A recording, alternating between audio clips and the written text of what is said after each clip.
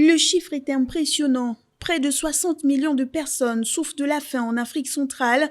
Les défis sont donc nombreux pour les Nations Unies, mais plus particulièrement la FAO. C'est d'ailleurs le coordinateur de cette organisation pour le compte de la sous-région qui a planté le décor ce mardi.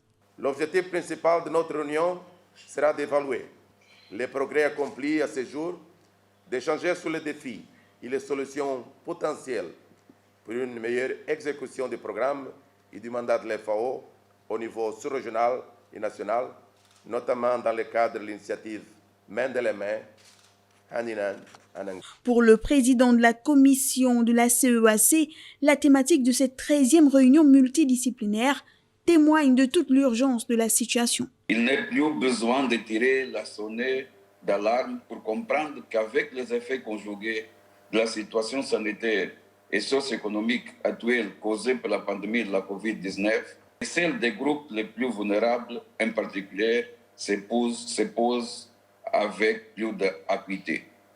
La COVID-19 n'aura eu aucun répit pour les systèmes alimentaires des pays de la sous-région. L'heure est donc à l'action, c'est du moins ce que laisse entendre la prise de parole du ministre gabonais de l'Agriculture.